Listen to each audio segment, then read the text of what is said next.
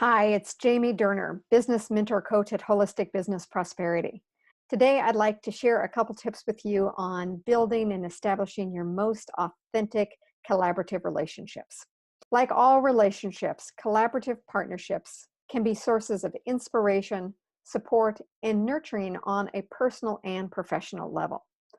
I know this myself from having been both a part of a long-term community and then moving to a new area and finding a group of other holistic professionals that really helped bring me into my new community, that helped me feel like I had found my tribe of people who got me and understood me, that led to both some social friends and relationships and also some great professional resources for me to be able to refer my clients to and to be able to have opportunities that came up that we could collaborate together in.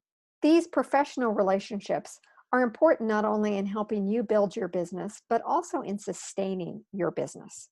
The reality is it's more effective to have a few powerful partnerships that are connected with your audience that you have developed a deep and natural relationship with, that sends you referrals as a natural part of that relationship of mutual respect, rather than you putting a lot of energy on reaching multiple individuals.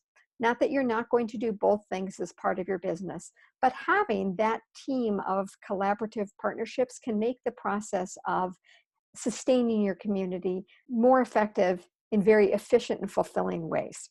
In fact, your best collaborative partners are likely already in your life. So tip number one is look around and see who already in your life, whether a personal relationship or a professional relationship, knows you, likes you, trusts you, and appreciates what you do professionally. And then ask naturally for what support you might want.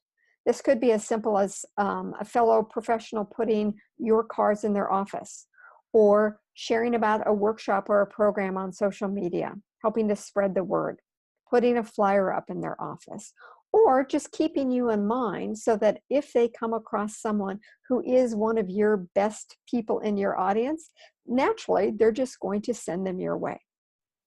So check and see who you have, and don't be afraid to ask for the support in a way that's natural and comfortable for you at the right time.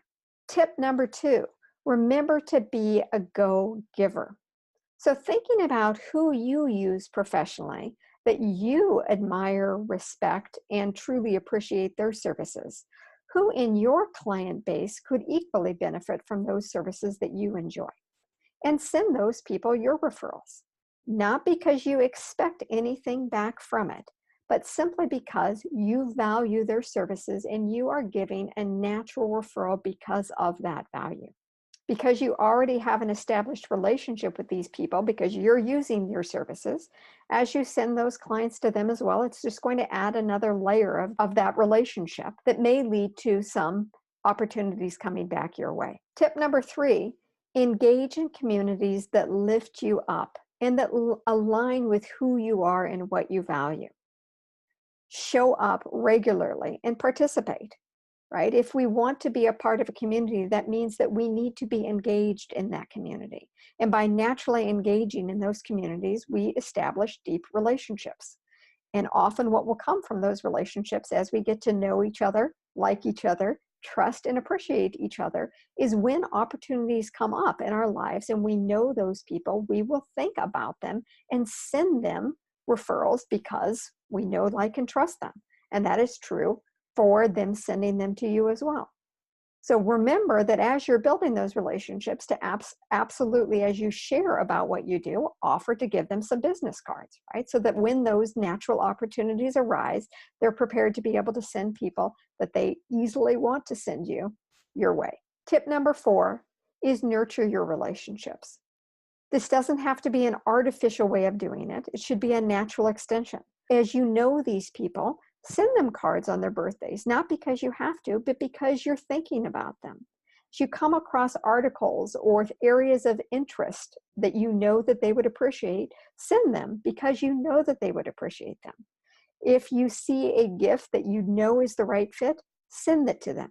Not because you have to, not because it is a strategical part of how you're building the relationship, but because it's a natural part of how you're building the relationship and staying connected. This is true in all of our personal relationships, ideally, and it is the same great formula for how we then develop those professional relationships. Yes, we might start off by meeting someone professionally at a networking event where we have a brand new relationship. And we then follow that up by seeing, is this a person I want to take that relationship to the next level with? You have the one-on-one with, where you get to have that conversation, where you get to know what they value, how they work. Is it in a space that's comfortable for you?